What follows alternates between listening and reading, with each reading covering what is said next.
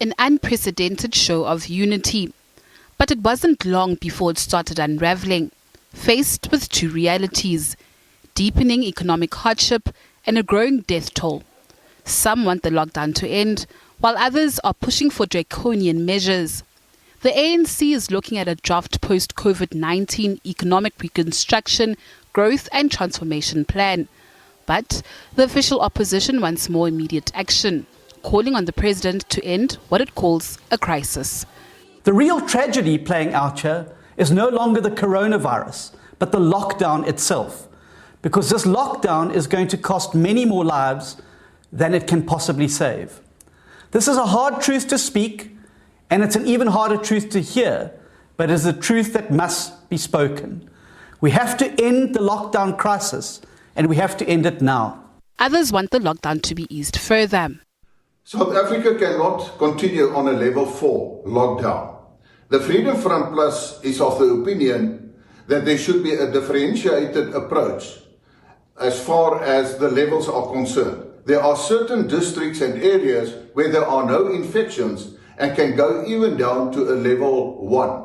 The EFF has called on government to not succumb to these pressures and put the lives of South Africans first. For the past few days, we've seen an increase of more than 200.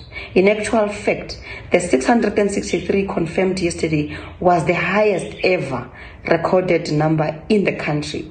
This is really concerning, and we call upon government to strengthen and tighten the rules and regulations of the lockdown. We reiterate our call that it was premature for government to reduce or loosen the regulations to the point that we are now at level 4. We fully understand the challenges and the magnitude of the problems which have beset the economy and South Africans in particular. However, that does not mean that we need to sacrifice the lives of South Africans at the altar of economic expediency.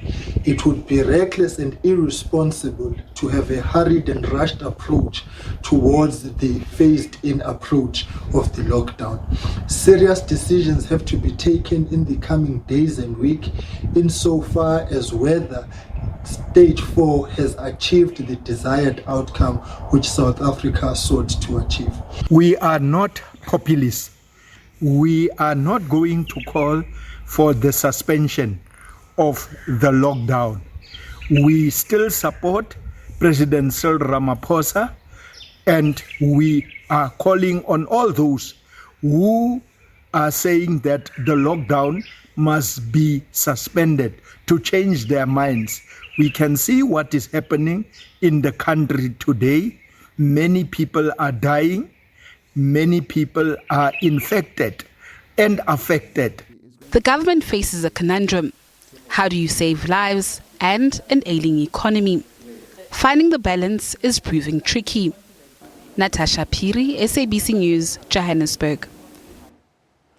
And tensions are mounting between Pretoria restaurants